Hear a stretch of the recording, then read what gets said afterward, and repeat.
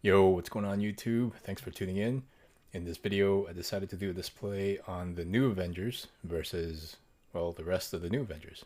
All right, let's check it out. Starting with the heavy hitters, Ares versus Luke Cage. So this Ares figure still holds out really well, even after releasing about 8 years ago now. So he comes with a lot of good weapon accessories. A big sword, an axe, and a dagger. So he's a big part of this team, actually, the new Avengers when it was first formed, and then eventually joining Iron Man's side in the Civil War, and then one of the Dark Avengers afterwards. And so this Luke Cage figure was part of the 85th anniversary 2-pack with Iron Fist, and still one of 2024's best releases. So with Luke's brute strength and impenetrable skin, I think he stands a very good chance against Ares' devastating godlike attacks. Next, we've got Doctor Strange versus the Sentry. So this Walmart exclusive figure is the best one to have out of all the Doctor Strange figures that have come out recently, because it comes with a lot of accessories and all that. So it's a really nice figure. Unfortunately, I can't say the same for the Sentry figure, as it only came with limited accessories and the very awkward small hands. But be that as it may, Sentry is another Superman-like hero, which means he can pretty much do most of the things that Superman can.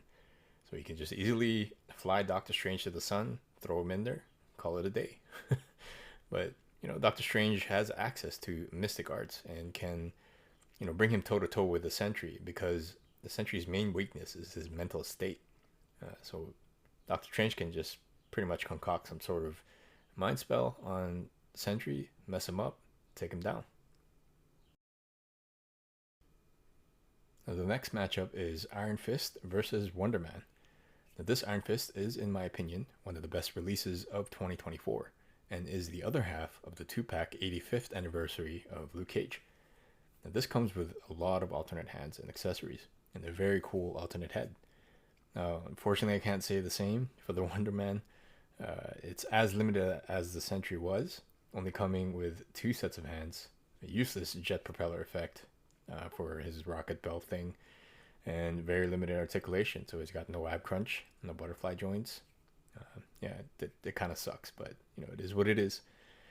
In any case, I think Iron Fist would be able to hold his own in a good fight with Wonder Man. Being faster, having strong, fast attacks, he can really wear down Wonder Man. But in the end, Wonder Man's super strength and iron powers just may get the best of Iron Fist. Who knows? Up next, we've got Symbiote Spider-Man and the Wasp. So this Spider-Man figure was part of the Secret Wars wave, and is probably the most sought after out of the pack.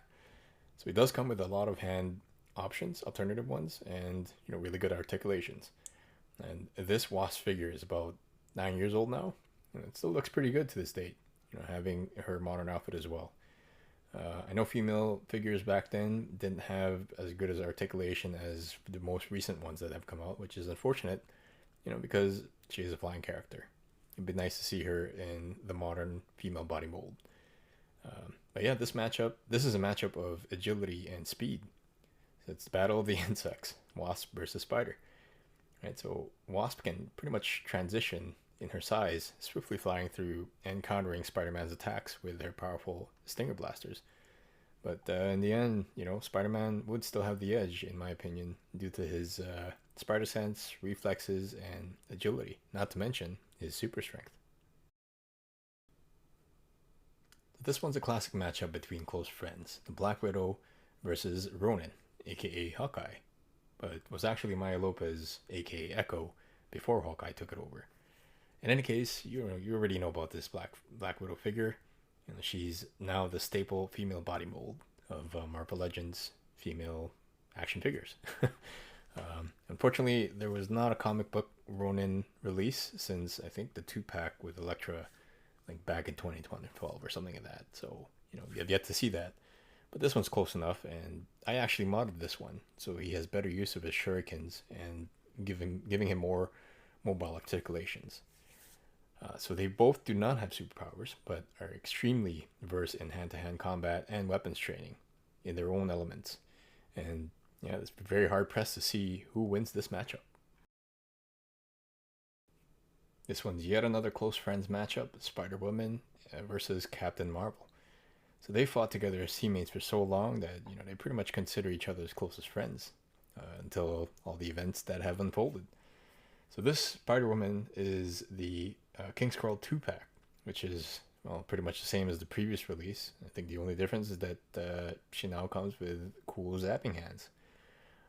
And this Captain Marvel figure is yet another use of the staple body mold, much like Black Widow, except her legs now. This one it looks more natural and in proportion with the upper body mold. It doesn't look as awkward as a lot of the previous female figures that have released. But between the fight on both, the win is definitely going to be Captain Marvel because well she can just fly Spider-Woman to space to kill her, or just simply blast her away. And lastly, we've got Wolverine and Iron Man. Now, you all already know about this Wolverine figure. It's pretty much in everybody's top 2024 lists. But yeah, it's the best one to have in your X-Men collection. But I know a lot of people have mixed options about this Iron Man figure because of the design decision for his blaster hands, and he's got no ab crunch. I had to use a blaster hand from the 80th anniversary Iron Man, just so he can do this pose. But the way it looks right now, it looks accurate to the comics. It looks really nice, but yeah, you'll have limitation in your blasting poses. Still overall one of the best figures, Iron Man figures out there, because he does actually come with butterfly joints. Now, as for the fight between these two, as long as Tony keeps moving, blasting Wolverine away when he gets close, he should be good. But we all know that once Wolverine gets close with his claws, it's game over. Alright, that pretty much sums up this video. Hopefully this has helped you and inspired you to do your own display builds. Again, leave a comment, let me know what you think, and give me a sub if you like this kind of stuff. So yeah, I'm going to end it here with some cinematics. Take it easy, y'all.